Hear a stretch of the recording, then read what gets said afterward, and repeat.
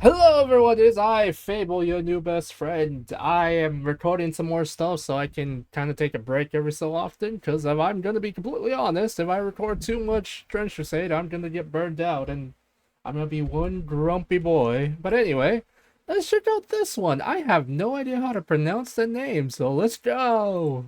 Man's Land, Northern Africa, and Southern Europe, the enemies of God fight for their hellish masters on the ever ebbing and flowing front lines of the war. When the great incursions are finally beaten back, and the presence of the demonic starts to wither, the forces of the infernal that remain dig in, Oh aiming to do dear. as much damage as they can, tie up the forces of man, and seek glory in the eyes of their masters. When they are eventually rooted out and destroyed, their destination will once again be the fires of Inferno, and it is better to return clad in honours than in failure, as those who disappoint their masters will be cursed to a penitence cycle that could last for centuries or even millennia. While the forces of hell wish to burrow in deep like a tick, the armies of New Antioch know that they must dig them out, excise the wound, and ensure that not a speck of their rot and malignancy remains. But that is Mm-hmm. much easier said than done.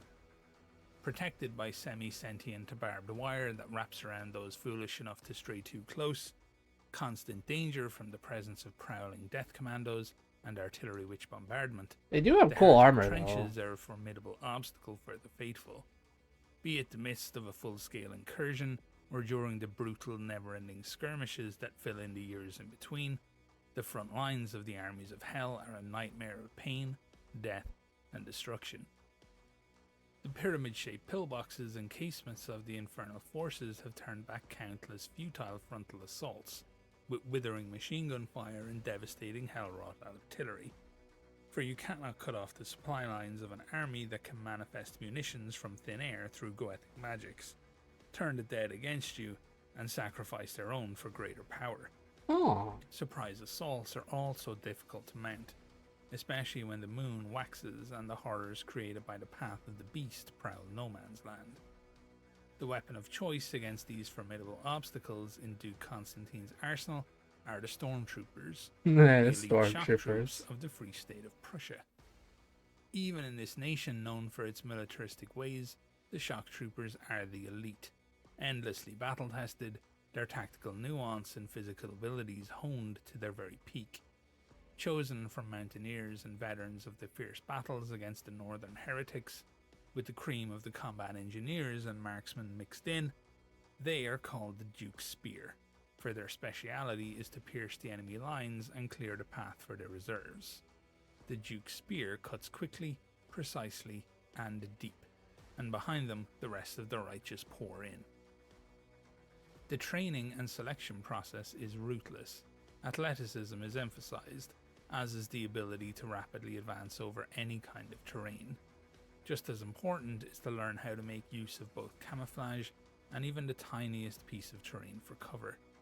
They learn to hit their targets in total darkness, and are said to train handling their weapons blindfolded, and their combat techniques in the darkest of nights.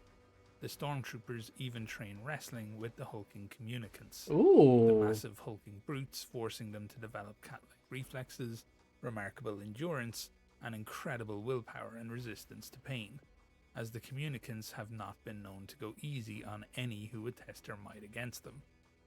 But the most important selection criteria is to have iron in your soul, for to engage with the armies of the damned in close quarters combat requires a certain kind of soldier.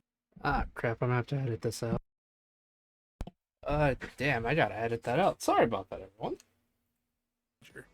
One who is willing to detonate their last grenade when their own innards have been ripped open by the claws of a werewolf, or Damn. wrestle a heretic anointed and look into their eyes, see the hellfires raging there, and not flinch, but bring their trench club down. The stormtroopers know that every kill against an enemy is another thread in the tapestry of victory, and each one will sell their lives dearly when their final day comes. As the stormtroopers gather for an attack, no sound is heard. Each assault has been carefully practiced, and any communication needed is done via hand signals. Heavy weapons of the unit open the assault, scattering the enemy and forcing them to take cover. Then it is a mad dash across no man's land, the sheer athleticism of the stormtroopers propelling them forward as if aided by the wind. Violence commences as their flamethrowers sweep the exposed enemy, followed by a flurry of grenades into the trenches and dugouts. Damn, these dudes Then are the assault hardcore. groups spread out like the wings of an eagle, clearing the trenches, sweeping behind the enemy lines, and disabling lines of communication as well as any rearguard defensive units. In close quarters, the stormtroopers favor daggers, trench clubs, entrenching tools, and automatic pistols, though their favourite weapon by far is the grenade, carried with them in great quantities and used to take out strong points as well as to reach behind loopholes and clearing entrances to bunkers and pillboxes. For the stormtroopers, efficiency is everything, and they will master even the most basic parts of their kit and turn them into brutal and unforgiving weapons against their foe. As for ranged weaponry, submachine guns and pistols are favoured, and feature many modifications compared to standard issue versions, typically with larger magazines as the brutal close quarters combat depletes ammunition rapidly. The stormtroopers' uniforms reflect their role: mountain boots and leather reinforced jackets and trousers that protect their vital areas against barbed wire and enemy blades. Their armour contains far higher quantities of auriculum than those of standard footsloggers. This allows for much lighter and more flexible suits and helmets, which offer superior protection. The famed spikes of the pickle hob helmets are detachable, and are usually not worn in the front lines as they make their wearers easy targets. Compared to many of the other faithful soldiers, the pride of the Free States armed forces are allowed a great deal of freedom of decision making on the battlefield. Many warbands are given high-level objectives and allowed to find their own way to achieve them over days, weeks, and months. Only single-minded determination can carry the Prussian advances through the enemy lines.